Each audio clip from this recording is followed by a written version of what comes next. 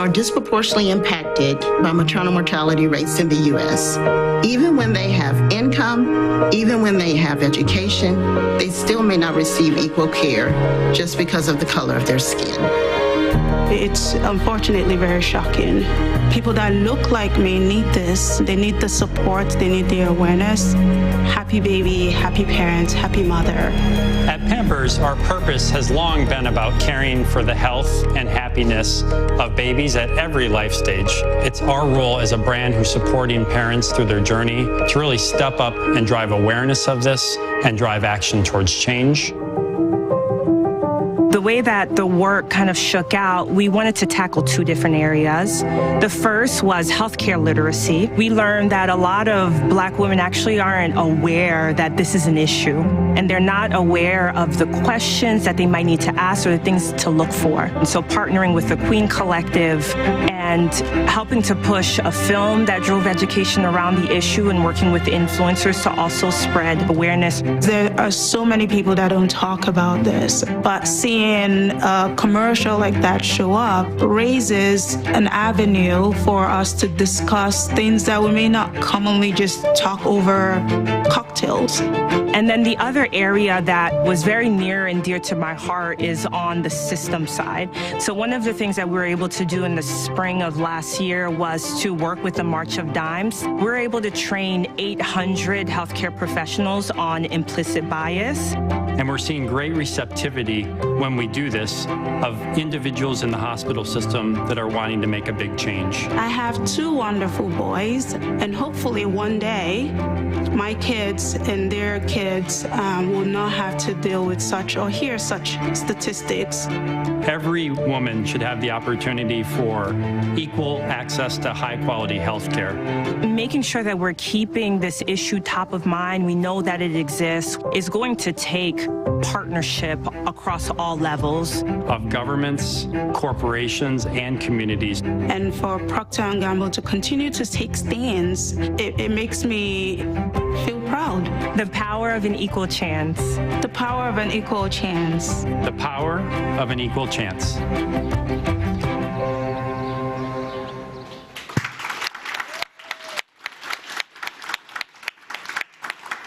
Hello, good afternoon, everybody. It is a pleasure seeing you all today. My name is Vanessa Sherris. I am a brand director on the Pampers brand, and I am very happy to be here with a fantastic panel and a room full of amazing people, change makers and advocates to talk about a very critical issue, Black maternal health. And so we have two goals for our time today. One, if you're someone who is just getting familiar with this issue, our hope for you is that you will leave here more informed and then therefore more motivated to find a place to do work in this space. And our second hope is if you're someone who's already doing work, already intimately familiar with this issue, we hope that you leave here connected and feeling reinvigorated, inspired to continue doing the work that you're doing.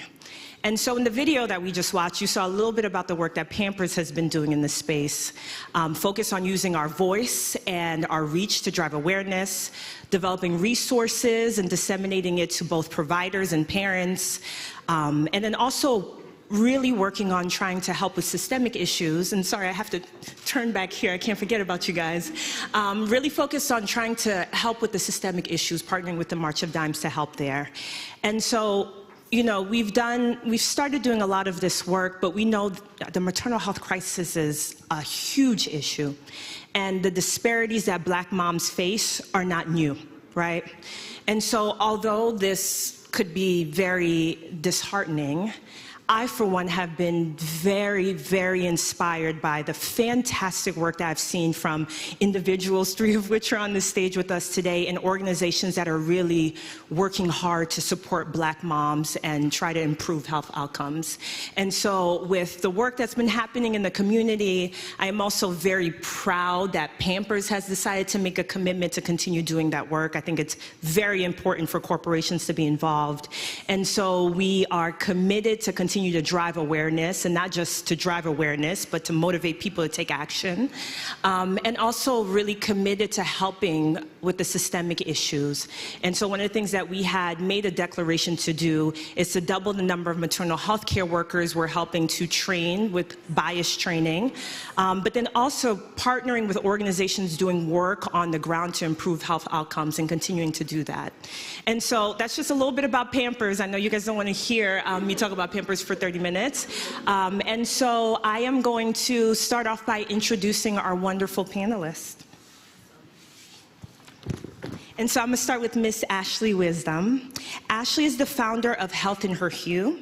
Health in Her Hue connects Black women and women of color to culturally sensitive healthcare providers, evidence-based healthcare content, and community support. She is also a Vital Voices Leadership Incubator Fellow. Welcome, Ashley.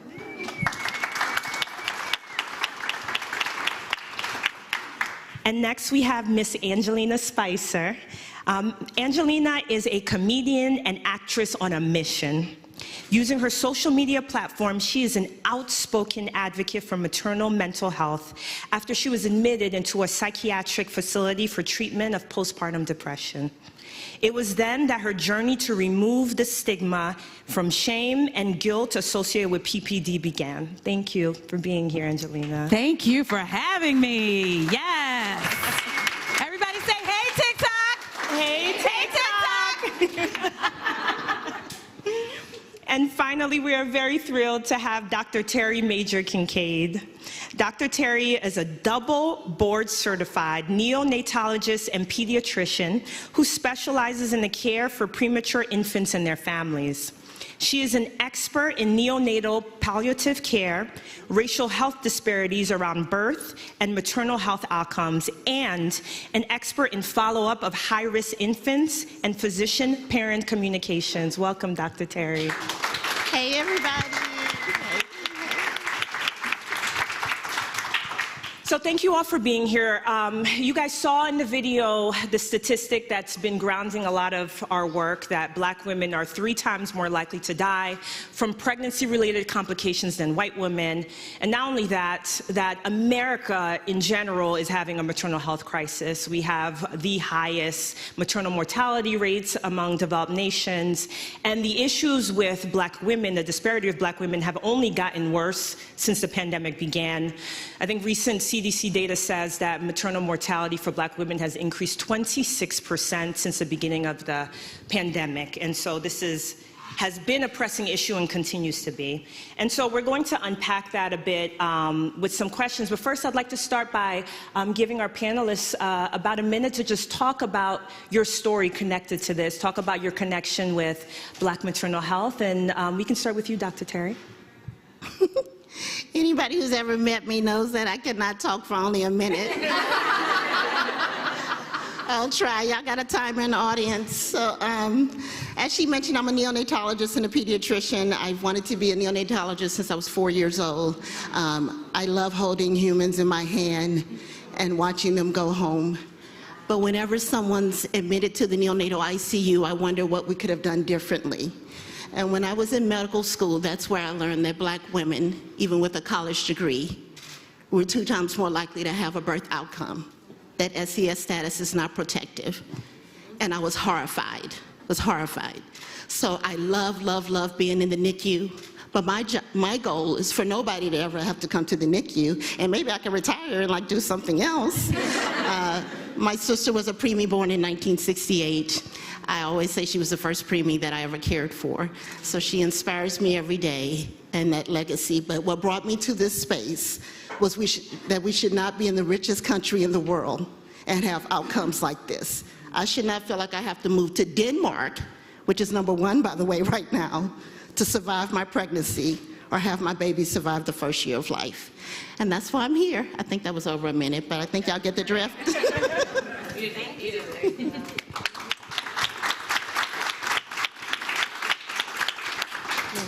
Hi, everyone. I'm Angelina Spicer. I am a stand-up comedian. I'm also what I call an accidental activist. I planned to get pregnant. I planned to be a mother, but I did not plan to have postpartum depression. I didn't plan to be 1 in 5 women diagnosed with postpartum depression, nor did I plan to be one of 3 in 5 Black women diagnosed with postpartum depression. I was, like I said, I had a husband, I'm educated, I graduated cum laude from Howard University. Bison all day, yes. Sorry, that's how we call and respond. But I graduated from Howard. I planned my life. I planned who I was going to have a child with. I planned like most middle class people do. It wasn't by accident. It wasn't a mistake. And my pregnancy was fine until I was marked high risk at 30 weeks. I was diagnosed with IUGR, infant growth. My daughter was growth restricted. Okay, her head wasn't growing, but the legs were. And I was like, what is this? My baby got a small head but long legs?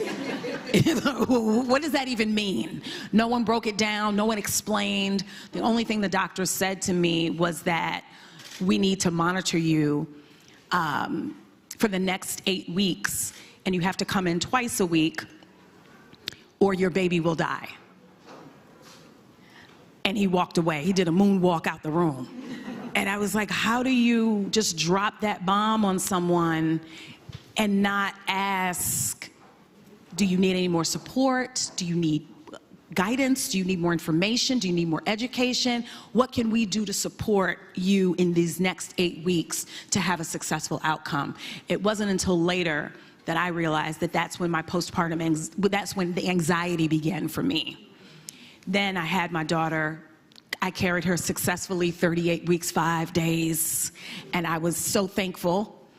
And the postpartum, just the shock of motherhood kicked in right away.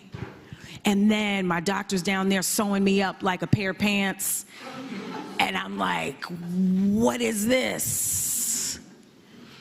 And then we got home and it got worse. I was not sleeping, my breasts were leaking, spraying the walls, and I was like, this can't be life. And then the anxiety kicked in. Is she breathing? Am I gonna drop her as I'm walking down the stairs? Is a goat gonna come in the door and lick my daughter's face and then drink my breast milk?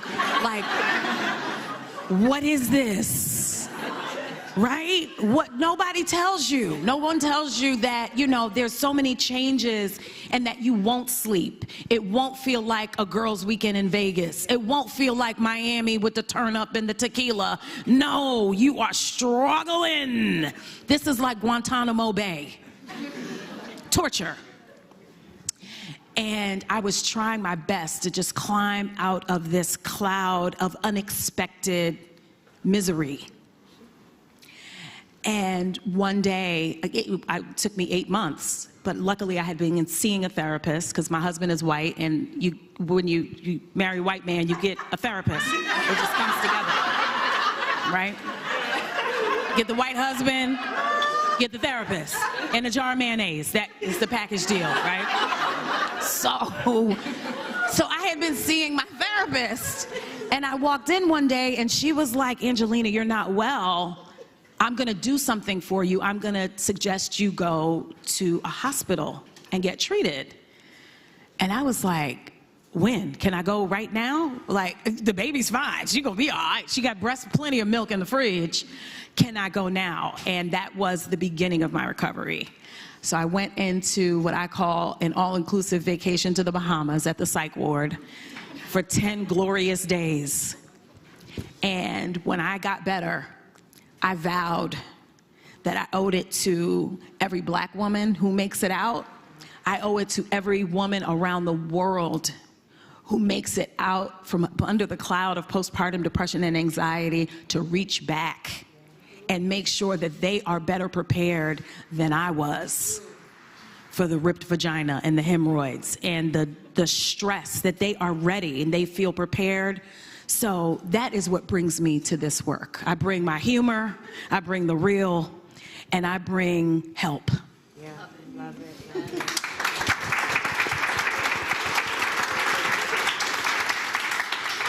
Everyone, I'm really just first want to say I'm honored to be here and be a part of this important discussion and dynamic discussion as it's already becoming. So by background, my background is in public health. So I have my master's in public health from NYU but health outcomes kind of writ large, Black women were faring worse than all of them. And I felt very privileged to be sitting in this academic institution with access to these amazing journals and studies and becoming more heightened and aware of these problems that impact Black women. And I remember thinking, like, my God, like if I didn't choose this, this degree and didn't have the privilege of being in this institution, I don't think I would have been as aware of the risk of just being a Black woman in America and how that takes a toll on your health and your health outcomes. And you know, I started building Health Under Hue after, like, one day I came home, I was working full-time, grad school, and in grad school full-time, came home from work, was reading this paper, and again, just seeing the data, I started crying, reading a paper for class. And I remember thinking, if I'm so burdened by this problem, largely because I started thinking about my own life and my sister's life and my mom and my best friends. If I feel so burdened by this problem, I can't just sit with it. I need to do something. I need to build something that supports Black women and women of color with navigating a healthcare system that, quite frankly, was not designed for us. And so that is what brings me to this work. Yes, yes.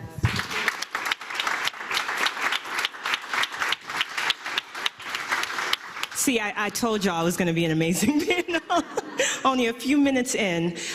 So you all touched on a lot of different things, and we know when it comes to maternal health, Black maternal health, there's a lot of different stakeholders.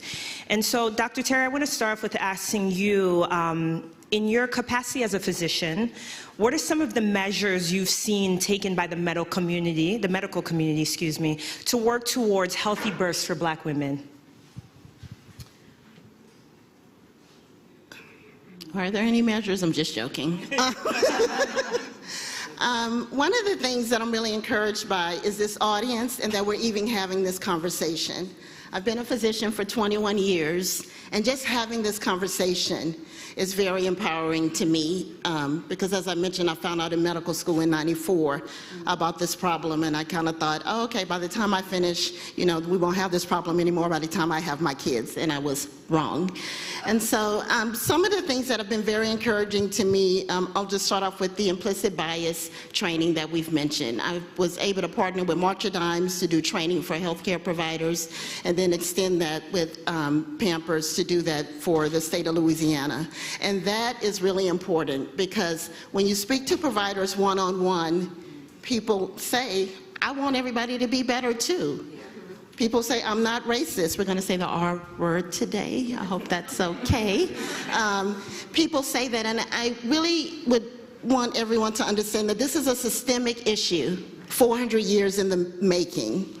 I'm one person in an institution dealing with a system that's been 400 years in the making.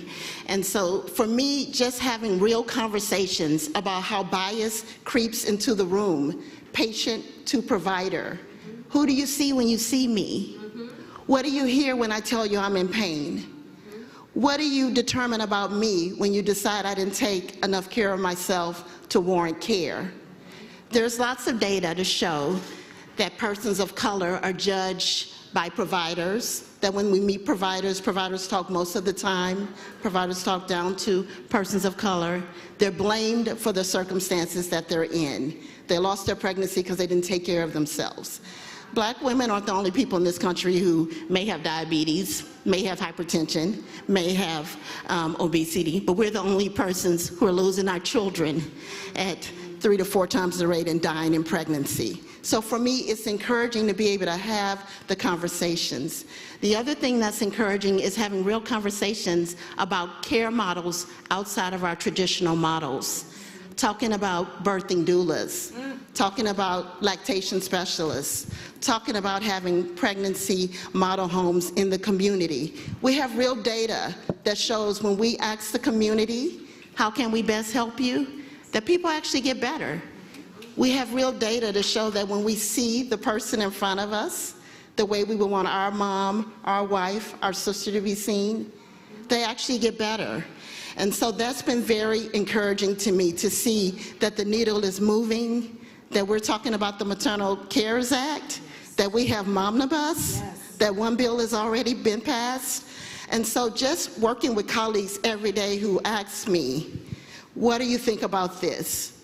Being in a space where I can be an upstander and say, hey, why did you say that? Why did you check that patient out to me that way? Can you tell me a little more about that?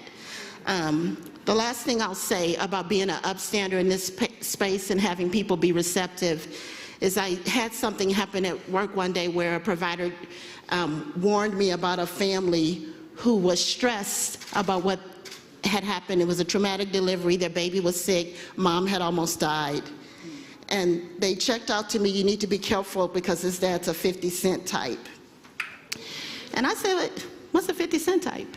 And he said, he has muscles, he's bald, he has tattoos. I'm like, you just described my husband. Like, what is happening right here? And so what is happening right now? And just allowing women of color to have the space to be upset about a pregnancy experience that didn't go well in a way that we allow other families. To not call security because somebody's not happy that things didn't go well. To not tell somebody to calm down. No, you calm down. This is a bad situation. So in my 21 career, I have 21-year plus career, I have been able to see spaces start to open up where we can have honest conversations, because nothing's going to get better if we can't have the conversation. And so for me, that's really, really encouraging. And I do believe that things will be better for my daughter and my son, although they don't want to get married or have children. So I don't think my husband and I have said it. They're like, we're good. So. That's really good. And I think one of the things that kind of stood out as you were talking is just this idea of like sensitivity and cultural sensitivity, right? Like there's one path in terms of helping people kind of get there, right? And some people are further away. How this platform addresses prenatal care and the types of resources and information it contains. Sure. So I love talking about Health in Her Hue. So in summary, what the platform does, we have 3 core components, which is connections to providers through a searchable directory, culturally sensitive and culturally aligned providers. So women can go on there, they can search for a provider based on specialty, location, and also what insurances that doctor accepts. And not just doctors, but we have doulas, midwives, lactation consultants, therapists, all the types of different providers and practitioners that Black women and women of color are looking for.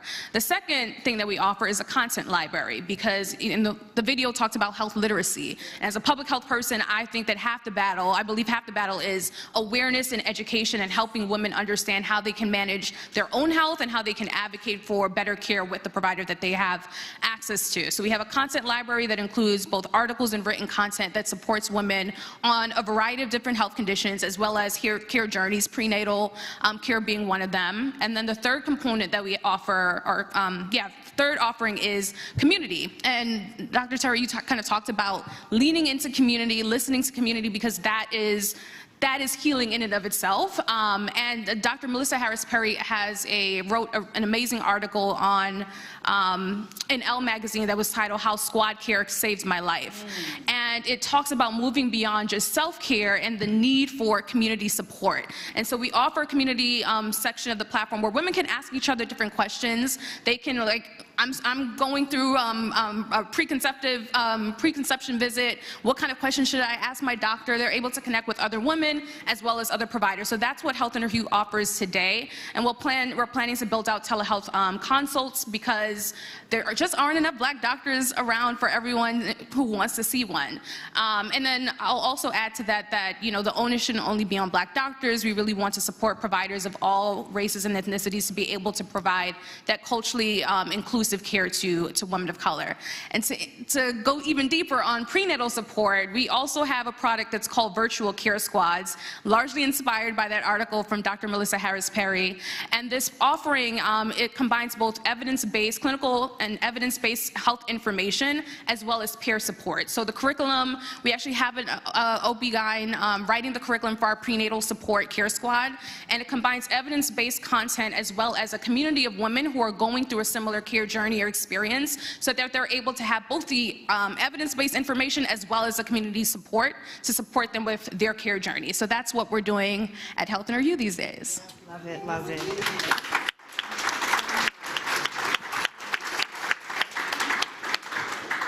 Angelina, I'm going to bring it back to you. It's more of a broader question, and I would love to hear from you, given your experience with one of the most difficult parts of the motherhood journey, right?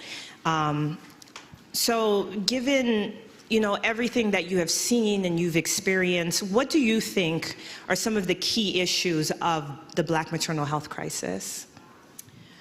Oh, that's a loaded one. And Dr. T, please chime in if you feel the need, because I always tell people I'm a comedian. I don't know about the medical broad, nothing. However, I will say, I think a lack of education is, for me, what was a barrier. I just didn't know. And the more I interact with moms of all colors on social media, through my DMs, through Facebook, when I go on the road and do my comedy tour, what I hear is, oh my gosh, Me Too. I feel like it's the new Me Too movement, where moms feel like no one told them. They had the same learning curves that I had. They had all kinds of unexpected things happen, either during their pregnancies or postpartum. Some women had experienced, I had a perceived traumatic birth. We don't talk about that. My doctor never really educated me on what postpartum depression is, what postpartum anxiety is. It's the #1 complication to pregnancy, but no one, including my doctor, educated me about it. How is that possible? 3 in 5 Black women experience postpartum depression. You have a Black patient. Why aren't you educating me before my child gets here about what that could look like? So I think education is a huge issue for a lot of new mothers. I think that is the root of it all. If it's just on people's radar, and that I feel like they can take proactive steps to prevent this from happening, or managing the symptoms once they experience them. I also tell my moms and my community of people who come out to my shows, and you know, when I speak at corporate gigs, I always tell people, like, moms shouldn't be in crisis before they get the information. Like, why am I standing on my heels and you know what could happen around the corner, but no one's educating me on, not even my mom squad. Let's talk about that. The mom squad is acting like, oh my God, it's just so amazing. I love it. Oh, my baby, my boob, the milk. No, it sucks. You hate it right now, that's okay. But like, why aren't moms having these conversations with each other? Why aren't the older women in our families having these conversations with a young woman as she's encouraging her to get pregnant? So it's just education. Part of it is education on the onus of our providers who have the tools, but also I think that it's that peer-to-peer realness that we need to share with the women in our lives, especially if we've experienced it. We owe it to each other to share.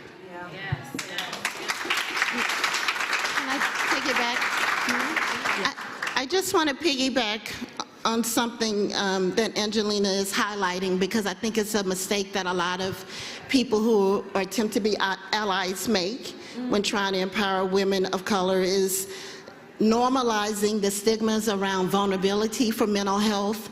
So for Black women, we have this Black girl magic. I'm strong. We're not invincible. We are not invincible. And we actually have great data to show that chronic stress, way before we ever start to have children, contributes to our poor birth outcomes. And so normalizing spaces so that we can say, hey, I do need help. I don't have to be strong all the time. Even in hospitals where we have resources, they'll say, oh, my moms of color, they're just so strong. They're always so strong. They don't need any. Oh, they need something.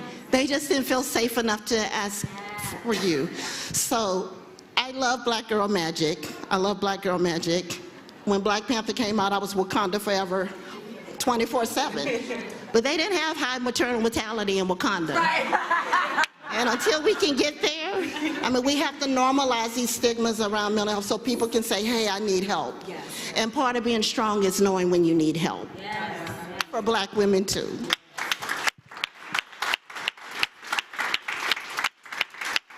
Yeah, I really love where you guys are taking the conversation, right? Like really talking about the importance of having conversations, especially the importance of forums like this. And so I'm gonna jump around a little bit. Angelina, I wanna pull you back into the conversation with this question. You've been so wonderfully candid about your experiences, right, with PPD. And I know that you're also currently working on a documentary film, which is fantastic. And so I would love to hear more about why it's so important for you to share. Why do you think it's important for you to share your experiences? And what do you hope your audience will gain from your story? Yeah. Thank you for that. I know where my barriers were, right? And now that I'm on the other side, I'm healthy. My daughter's almost 7 years old. She's alive. I'm alive. Everybody's happy. You know, the stitches have healed. Right. We're good. Now that I know what my barriers were, I'm trying to improve. I'm starting there. I don't have the solutions. I don't have all of the money. I don't have all of the support. I know that I have a voice, and I know that moms and young women who are not yet moms need to know this information. So I'm starting there. I'm starting with what I have, which is a story, which is jokes, and I am a professional comedian and writer, so I decided to crowdfund and raise money for a documentary that includes humor, so that we don't scare young women. We don't scare people from having these conversations. People are afraid to talk about it because all they see are these images of women driving their kids into a lake, of, you know, psychosis. We don't have a mainstream vehicle of conversation to start this conversation about postpartum depression, anxiety, maternal mortality, maternal health. We don't have those tools. So I, as a comedian, as a content creator, am going to improve that. I'm gonna start there.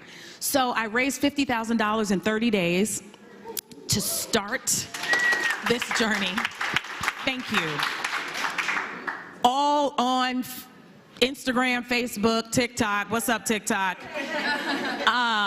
So that we can have a voice and the younger generation feels empowered. Like, yes, it's challenging, it's hard, but this is what success looks like. It's relatable, it's energetic, it's all the things. So that's what I'm working on with the documentary. I've also worked with lawmakers in California. That's the accidental activism part. I've started becoming a spokeswoman for an organization in California, working on legislation. We helped pass sweeping legislation across the state mandating screenings for moms during and after pregnancy. You can't believe the pushback we got from the insurance companies on this. And from even our state legislators who were women and mothers. But we pushed and we got it passed. We got laws passed to help educate our labor and delivery staff, all the nurses, the administrative staff, because what I learned with working with Cedars-Sinai Hospital in Los Angeles is that doctors sometimes don't screen because they don't have the resources and the tools to help mom once they realize that there's an issue. So we don't want that to be the reason why doctors aren't asking these hard questions or educating folks, is because then they have to do something that they don't know how to do. So that was the next component of the law. The third law was a referral system. Simple, a database of providers who offer services to support mom when there is an issue. So now I'm working across the board with federal legislators, namely the Momnibus Act and Congresswoman Lisa Blunt Rochester, Congresswoman Yvette Clarke, and working to federalize and standardize this level of care that we've achieved in California. This story needs to be told, and this work of us helping moms, reaching back. You know, in the documentary, I'll end on this, in the documentary, we reached a woman in Kentucky was in distress. She goes on TikTok, and she's holding her 2-week-old baby. She made an 11-second video pleading with strangers on TikTok for help.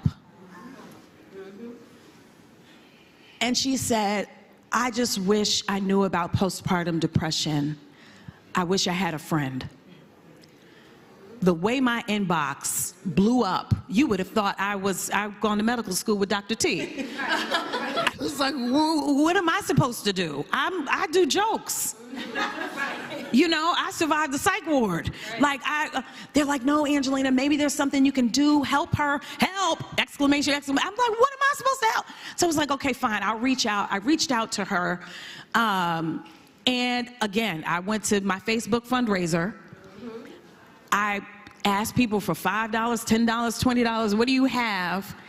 And within an hour, I had enough money to get on a plane to Kentucky to go help this woman. I found her a therapist with Postpartum Support International, one of my allies, found her therapist, and I found a charity to pay for 12 weeks of services for this woman so that she does not have to live with this. That's in the documentary. That kind of work. Yeah, that's beautiful. You do a great job getting a lot of emotions. I mean, I'm crying, I'm laughing, but like, I think that type of work is so important, and I love the fact that you're documenting it and sharing it. And I think in our conversations today, we heard a lot of different kind of solutions and like potential paths forward to help, and between having like conversations and driving awareness of the issue. The other thing that we kind of touched on was the importance of representation. And so, Ashley, I have a question for you on that. We know that representation is key oftentimes in discussing these type of issues when we're seeing like racial disparity.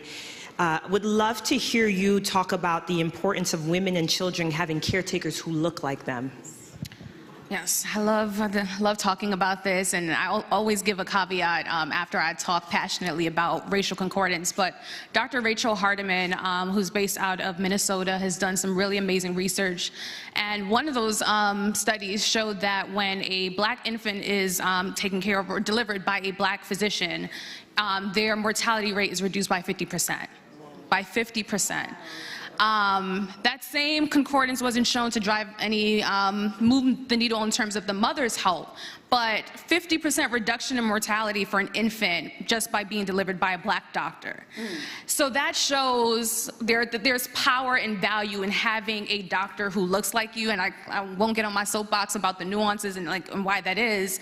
There was another study, I think based out in Oakland, that showed when black men were treated by a black physician that doctor took better notes, and those patients were more likely to listen to the physician and actually take on their medical advice and get the screenings that the doctor recommended. So that's why I wholeheartedly believe in my thesis with Health and Hue is that it's important for black patients to be able to find doctors who look like them, find providers who look like them, who understand their lived experiences, who understand the structural issues that are impacting their ability to access care, and the racism that they're dealing with that impacts their health and health outcomes. I can go on and on and on.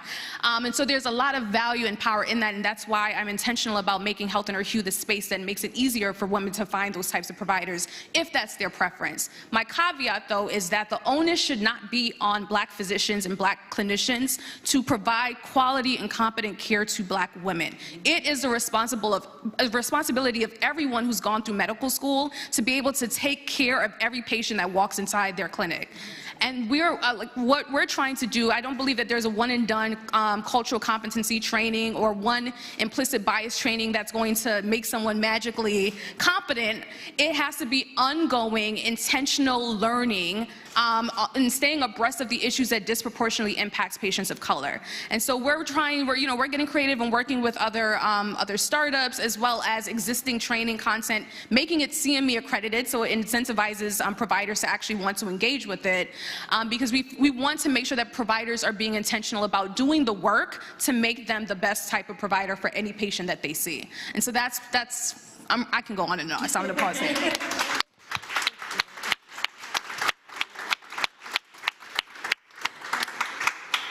Yeah, so I So I think there's this kind of, maybe not first step, but a step in making sure that you have a physician or provider that is culturally competent, right?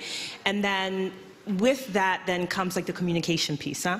Like for them to actually be able to exercise that and work well with the patient. And so Dr. Terry, I would love for you, and I know this is like one of your passion areas, to talk more about the provider-patient relationship and how it positively or negatively affects maternal mortality. Yeah, I'm really passionate about it. I don't know even how much time we have. We can come back for part two. I want to make sure, I want to just pick up on something Ashley said to lead into this question is, we're talking a lot about the biases and the perceptions that persons have. And sometimes when we're having these discussions, people have a view of what someone may look like if they have this bias. And I wanted everybody to know it looks like all of us, because we all have biases. And I want to talk about that this is a systemic issue. So with respect to physician-provider communication, everybody is mentioning medical school. So if you go back at the beginning of medical training in the US and you look in those textbooks actually say that persons of color were inferior. Their brains were smaller, our skin is thicker, we tolerate pain better, so we don't need as much pain medicine. A survey of medical students just 5 years ago, they said the same thing. They thought the skin of black patients was thicker, so we tolerate pain better. So just translate that to a mom who's pregnant, who's in preterm labor, maybe even abrupting, about to lose her pregnancy. It's not that someone's looking at them saying, oh, your skin is thicker, I don't think you have pain. But if you are living in the United States, these messages are embedded systemically through all the messages. I mean, I got compliments on my hair today. I finally can wear my hair natural. But America doesn't tell me that my hair is okay. It doesn't tell me that my Afro puffs are okay. It doesn't tell me that my skin is okay. It doesn't tell me that my lips are okay. We have evolved to that. So these messages are subliminal. So at the bedside, I'm in the hospital at the bedside every day, trying to be an upstander for the way patients are viewed and making sure we keep their humanity. And I want to make sure that everyone knows we're talking about racism, not race, because it's not, you're not born and automatically going to have these poor outcomes. So today in the United States, your zip code actually is a better predictor of how long you're going to live. My friends, that's the definition of a disparity. If you tell me your zip code right now, I could pull it up and tell you when you're most likely to die. America is still very largely segregated. So for me, at the bedside, I want to be an upstander. I work with colleagues who want to be upstanders as well. I try to normalize the conversations that are happening around patients, and I try to make sure we're following the standards of care. Because for black women who are dying, 2/3 of those deaths are preventable. And it's not because the hospital didn't have standards. It's because somebody came into that hospital and somebody decided that in this case, we can deviate. And that's just not okay. So what's important to me with respect to provider-patient communication is we start with the humanity and not the disease. This is a person with hypertension. This is a person who's lost 3 babies. They're going to lose 1 more. This is somebody who didn't get prenatal care. Just recognize that the lived experience of being a black and brown person in the United States, the lived experience predates everything before I ever walk into your office. And if we could just remember that the social determinants of health, where we live, work, play, worship, and find meaning, impacts. Trust that I do want to get to the appointment. Understand how hard it is for me to get to that appointment. Trust that I want to call you if I can't make it. Understand that I may have had barriers that didn't allow me to make that call. Trust that because you had a family meeting at 3, I couldn't make the family meeting at 3 because I got other stuff going on. I literally asked someone a couple of weeks ago at work, have you ever been through anything? I mean, just like anything in your life, like just anything. So if we could just have the humanity, I believe, and recognize our patients are partners. I'm not here to tell you what to do, but I am here to partner with you so that you find out what's the best path for you. And in order to do that, we have to, like Ashley said, have health literacy for our Black and brown patients. If somebody says they're Spanish speaking only, well, why are you in here still trying to talk English? Because they're not in their head. Like, that don't make no sense. I mean, we wouldn't do that for anybody else, but we do it for Black and brown patients. Oh, they never have any questions because they don't know what you're saying. So we have to start with the humanity, and I do believe that the field of medicine is, and people are saying we finally see it with COVID, but we had a lot of information prior to the pandemic. We had a lot of information prior to the pandemic. So if the one thing came out of the pandemic is we finally realized, okay, this has got to get better. So starting with the humanity, recognize that there are standards of care. We don't want to have equal care. It's not equal, it's equitable, because I may need something different to get to the same outcome. And that's all we want, the same chance to have a normal pregnancy. And one more thing, we want to have the chance to be happy about our pregnancy. Yes. Like she said, all the pictures. I mean, we want to have joy. You don't want to go through your whole pregnancy like, oh my gosh, I'm not going to survive my pregnancy. My kid's not going to survive. And even if they do, I have to raise this child here. It's the lived experience. So race, not racism, and humanity over the disease process. Recognize that they have a lived experience that brought them in front of you, and how can we help them? Drop the mic, drop the mic, drop the mic, drop the mic. Oh.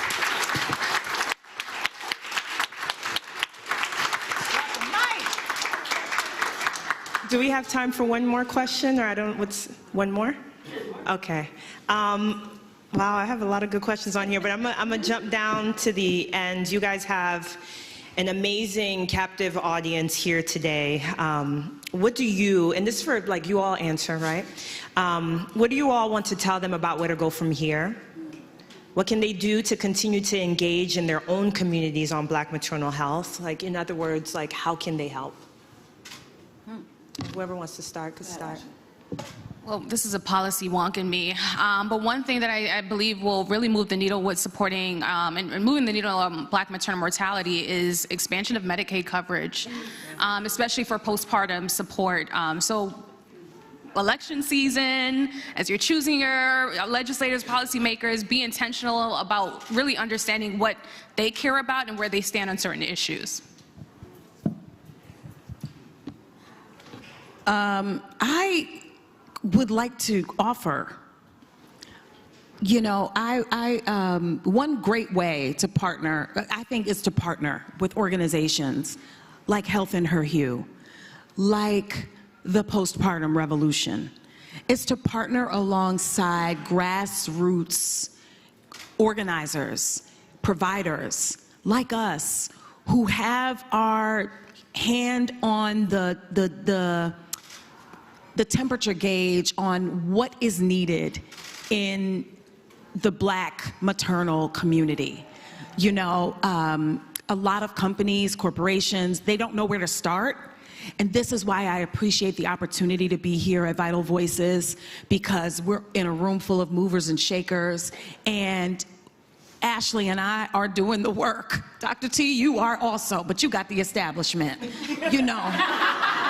Yeah, me and Ashley out here like, come on, y'all, sign up for the telehealth, come on. You know, postpartum revolution out here, $5, $10, who got $5, $10, let's go. Right, but we are here doing the work, doing the maternity, you know, thank you. You know, we're out here giving out Pampers. At my shows, when I go on the road, my Postpartum Revolution tour, we have a 40-foot pink bus. And I call it the Jehovah's Witness of postpartum depression. I literally go door to, hey, everybody okay in there? Literally door to door, providing education, providing diapers, providing therapy support for that mama in Kentucky. Literally checking on women, educating women, allowing them to laugh through the pain, connecting them to doulas, midwives, providers, therapists. I encourage women, get your therapist before you get pregnant, girl. Get your therapist, because you don't know what kind of support you're gonna need. You gotta set up your, what I call postpartum busters before you have your baby. Who you gonna call? Postpartum busters, that's right. Get your therapist, your lactation consultant, your midwife, your doula, your postpartum doula, your meal train. Get that set up before your baby's here so you get care. So that's a way that people can engage, is engage with grassroots organizers like Ashley and I, who've started, and we have our hand on the pulse. We know where the needs are, and we have the built-in infrastructure and the fan base to really plug in. All we just need is some backing, is the help. Help us. Thank you. I think this is the first time I've ever been told I'm part of the establishment. I'm like trying to process how. Dr. Terry, Health and Hughes venture back, so we part of the establishment. Oh, okay. I'm not. I'm not. I'm like, let me go get on a pink bus and get my life together. I just want to say two things. I want to echo. So there are several days a week I do work with the establishment. However, because of what I see in the establishment, that is what drove me out of the hospital. And my first role in advocacy was with March of Dimes, actually doing training in the black churches and HBCUs. Shout out to Prairie View, A&M. But I firmly believe that if we just go to the community and ask them, how can we best help you? By bringing in the community leaders, do a forum, do a focus group. There are a lot of people concerned about this problem, a lot of committed people. They throw a lot of money, and then they open the doors like, why won't they come to our program? Well, did you ask them if they wanted that? We need to have the community at the table. And for policy, I just want to echo what Ashley said about postpartum coverage. We've talked a lot about maternal mortality. Most of those deaths happen in the first 3 months after the delivery, but up to a year. And I also want to put in a plug for paid family leave. The United States, we are the only developed country. We're the only developed country. Did y'all hear me? Only developed country that does not have paid family leave. But we want to say we support the family. We want to say we care about the family. That it's just not okay. And the countries that do have paid family leave have better outcomes. Healthy babies come from healthy mothers who come from healthy families who come from healthy communities. So if our community is not healthy, we cannot expect downstream to have a different outcome. Thank you.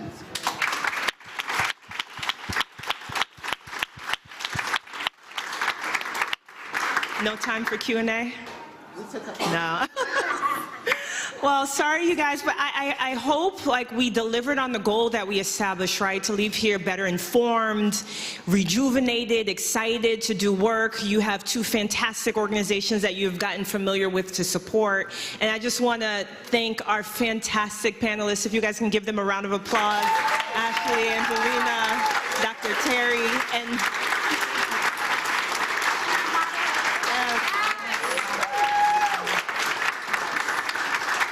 yes, and Vital Voices for having us, and Pampers and P&G. Shout out to my company. Thank you all.